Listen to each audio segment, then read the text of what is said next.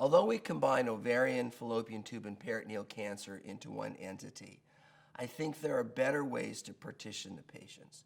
First of all, histologic subtype. If it hasn't occurred to you, the early stage tumors are more commonly clear cell or endometrioid, more commonly associated with endometriosis, more commonly treated with the primary resection and staging, as compared to the stage 3 and 4 high-grade serous or high-grade endometrioid tumors. That's more of a bulk reducing sort of opportunity, and in fact, half of those patients actually start with chemotherapy, and then between the third and the fourth cycle have an interval debulking and then get 3 more doses. So that's been the historical past. It's really been the global paradigm for treating both early stage and advanced stage newly diagnosed ovarian cancer. And then in June of 2018, we added bevacizumab. And bevacizumab can be added after surgery, during the chemotherapy phase, and in maintenance. And when you do that, it improves progression-free survival by 6.2 months with a hazard ratio of 0.62. And there's this idea that maybe even in the large volume patients, there's a survival advantage of around 10 months. So that was really the first targeted therapy approval in the frontline treatment. Again, only advanced patients and only post-surgery, although some individuals will use it before interval debulking with neoadjuvant chemotherapy, although technically that would be off-label.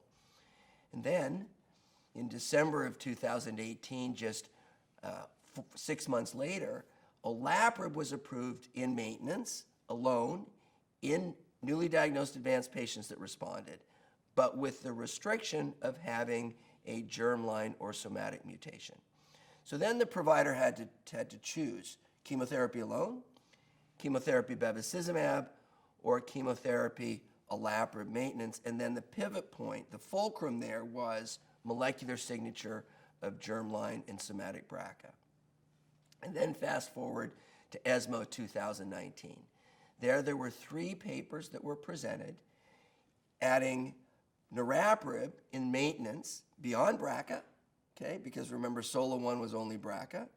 We kind of like that, niraparib beyond BRCA, published in the New England Journal, or veliparib, a 4th PARP inhibitor with chemotherapy and in maintenance.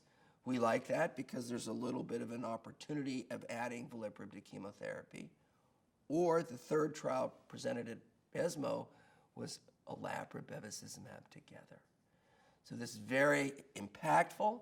It created more options. Those 3 frontline trials, maintenance niraparib beyond BRCA, veliparib with chemotherapy and in maintenance, and the combination of olaparib and bevacizumab will ultimately lead to some sort of FDA approval and even make it more complicated.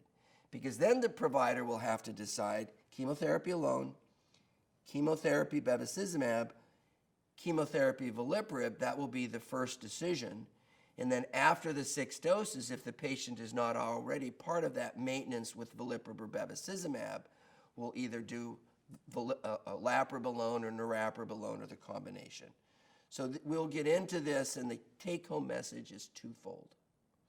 Almost all patients with advanced ovarian cancer need maintenance.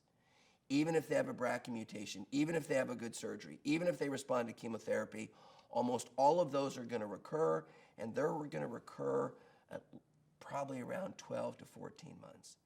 They need help, okay? The second is that we have a molecular signature beyond BRCA now that predicts activity, and that is this BRCA-like genetic signature, the homologous recombination repair deficiency, or HRD.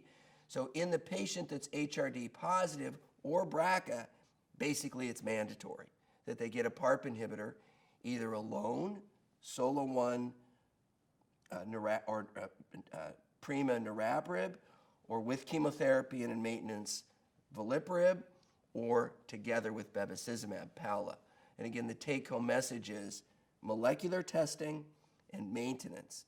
And I think we will not be doing our patients a service if we only give them chemotherapy and we don't do molecular testing. So this is the new era, again, of maintenance and personalized medicine in newly diagnosed advanced ovarian cancer.